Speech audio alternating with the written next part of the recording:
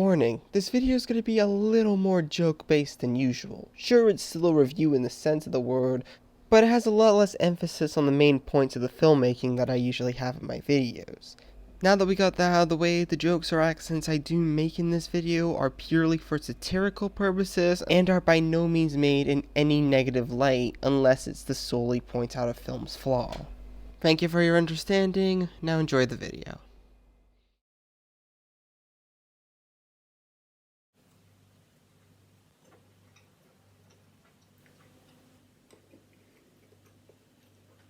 Now I always see why the mouse from Tom and Jerry is always forwarded by these.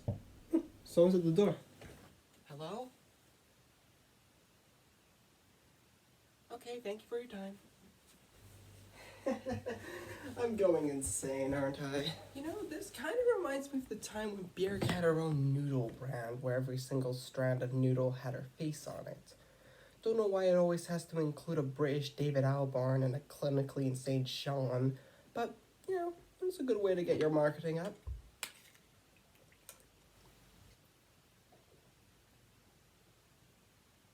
This is going to be a weird one, folks. Be very afraid.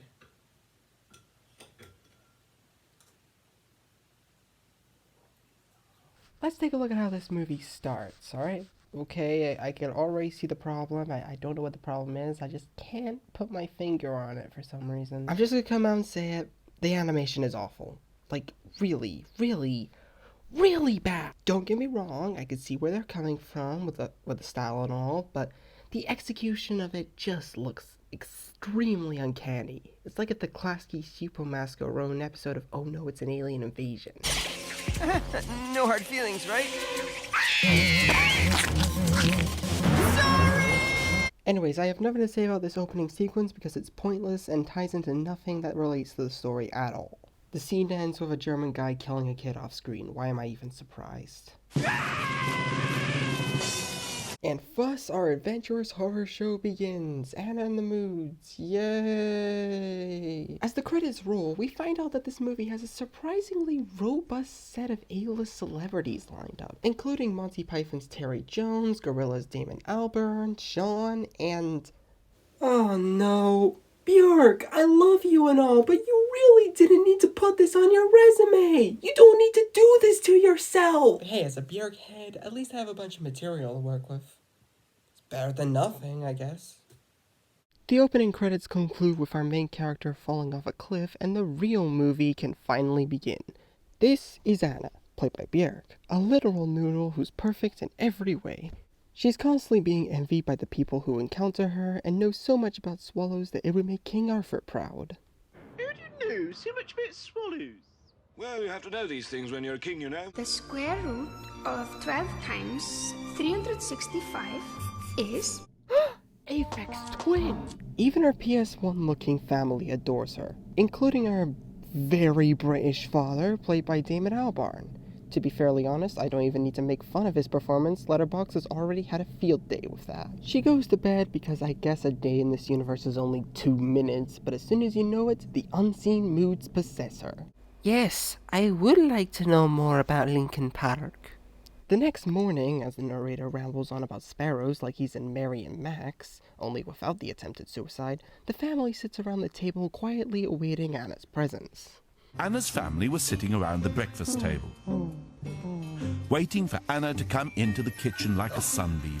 Oh my god, did she die? Christ, maybe this is like Mary and Max. I love how the newspaper hints at the mother being a shoplifter, and yet it never comes back into the story ever again. Chekhov's gun, everybody!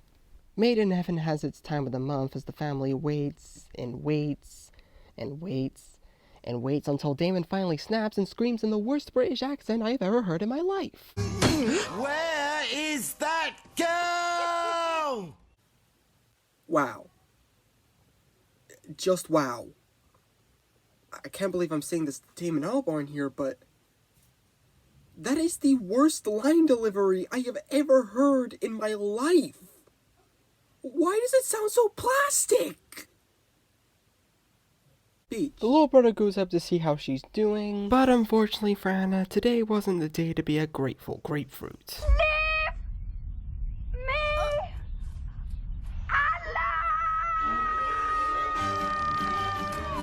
Damn tabloids from Bangkok. Why can't you just abide by your word, huh?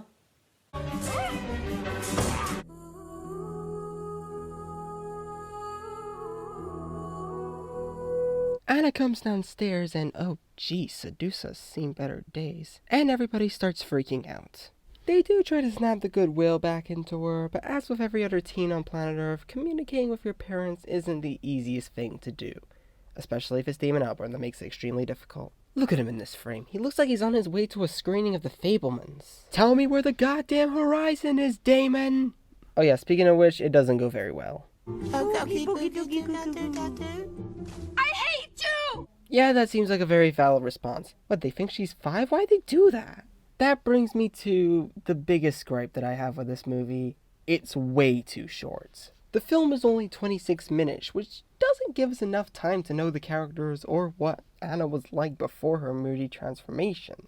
Perhaps that's why there was a narrator in the first place, because all of her pre-mood characteristics are summed up in a single scene. The same goes for her moody self's introduction, by the way. I really wish there were more scenes of her causing chaos before her kidnapping so that the parents would actually have a justification on why they took her to the mad shamanicist in the first place, other than I hate you! her responding to someone getting one of her riddles wrong. But even if those were fixed, that doesn't give them an excuse not to flesh out everyone else.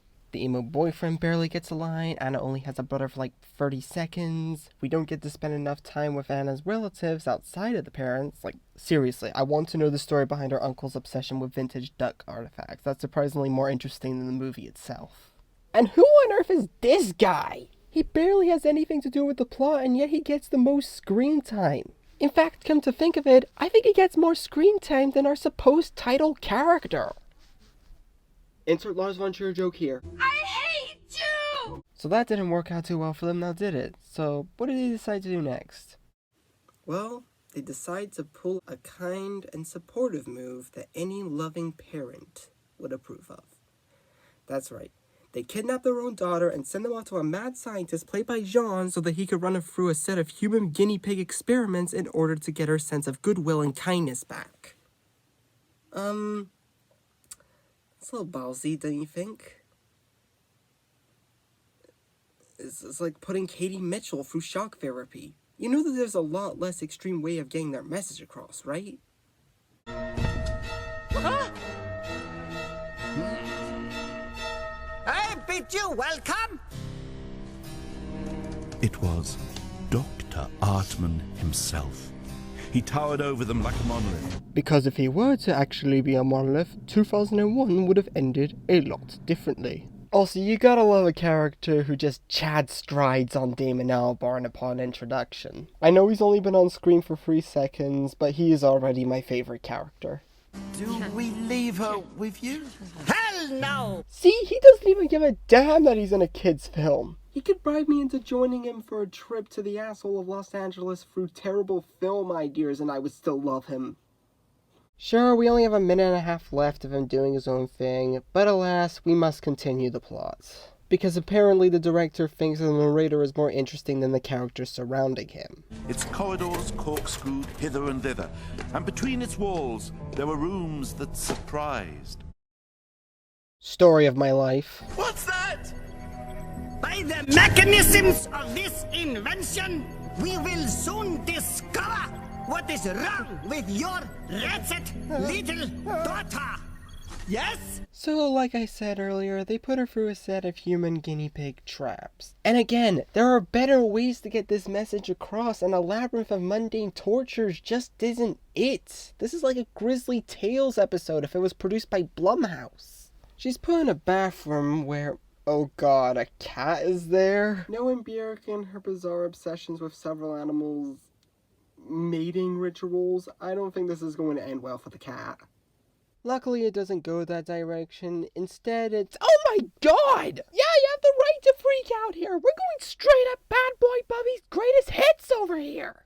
Luckily, in a rare act of kindness, she does let the cat go. Thank God, because if she fell through that, this movie would have not been allowed in theaters. The room unfolded like a paper box. Its walls became a corridor again. They say that if I do things right, Oh! It's Björk!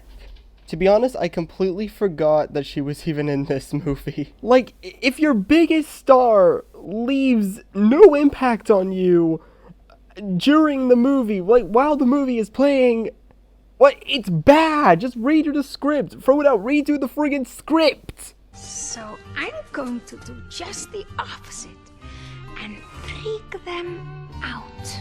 It's called the Northmen, and by God, I think they're all going to need it right now. So she goes on to do pretty much what everyone does during a phase: stealing, smoking, disrespecting their elders, vandalizing priceless art, and listening to the Sugar Cubes.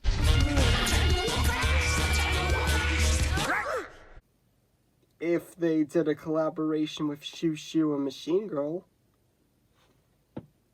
That then leads on to, oh, who am I kidding? Just watch it. That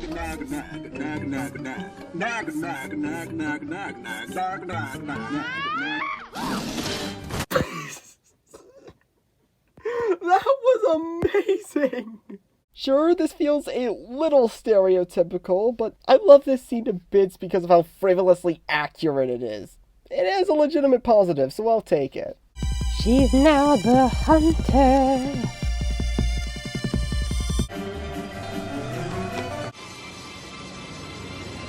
This leads on to our final task, in which the narrator describes as easily the most revolting one. Her eyes fell upon a truly gross sight. Cupcakes? Oh yeah! No, it's far worse than that. It's a David Lynch sequence that somehow snuck itself into a kid's film. Look at that tie. Gosh. Jeez. Look at that hairdo. Oh no. Please don't. You know what? I'm going to have to agree with Bjerk on this. I don't think I'm emotionally ready to see Damon Albarn's first face. I beg of you, please don't give Tomorrow Comes the Day a whole new meaning.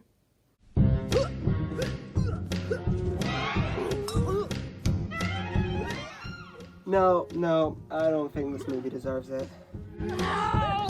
Yeah, I don't think I'm ever gonna come back after this. This film has reached peak nightmare fuel. Believe it or not, that distressed no was actually the last line Bjerk had recorded for this movie. I don't blame her. I would abandon the project too after this scene. We then stumble upon the dating game if it was hosted by Jigsaw. Which, yeah, movie, I guess this is the only logical progression for the story after... She of course ends up picking... Who even is this guy? Emo Gyro Zeppeli? We finally get her diagnosis, and admittedly, it's revealed in a pretty funny way. What? What is she? Anna is a teenager! I get it. This movie is absolutely horrible, but Sean is giving it his all as this character. Just look at him go. I think this movie's finally going to kill me. Unfortunately, though, her parents don't really take it that well. Is there anything we can do for her? Money is no obstacle. Yes, I say, chaps, we needed to sit down by the telly so that we could stuff our gob with crumpets and watch the Top Gears with Jeremy Clarkson, Richard Hammond, and James May. You're in gorillas, man. Show some respect. They're told by the scientists that they're going to have to wait for her to calm down or whatever, and they're kicked out of the institution. And that's pretty much it for them. We never really see them again after this.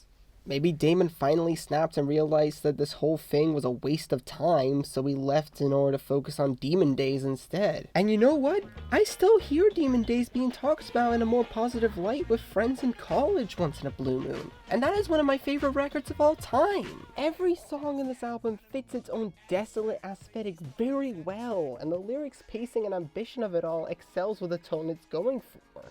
This movie is like Madonna's American Life. It's distraught, shallow, and has no idea how to justify its own existence other than bewildering the hell out of the people who see it.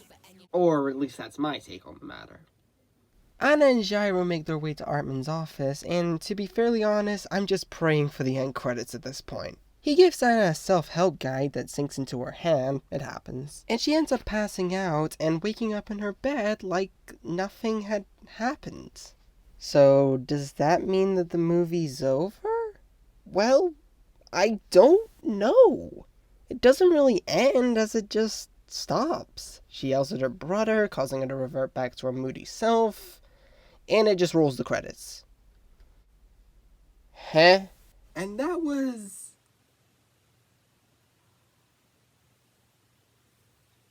She was right. Like, the snare was right. Why didn't I listen? This film is extremely cursed from beginning to end. Sure, I applaud the creators for trying to tell a unique story about puberty and how to handle it appropriately, but you never guess that from looking at it. It is chock-filled with horrible animation, cringeworthy voice acting, pacing that's pretty much non-existent, questionable motivations, and character designs that are straight out of my nightmares. Thank God this whole thing wasn't done in black and white, otherwise that would have been enough for me to never touch another film again. I guess if I had to compliment this movie a little bit, John is enjoyable enough as the mad scientist. The soundtrack done by the Brodsky Quartet perfectly captures the film's chaotic nature. And as per usual, Björk, despite not saying much, does a pretty good job as the main lead.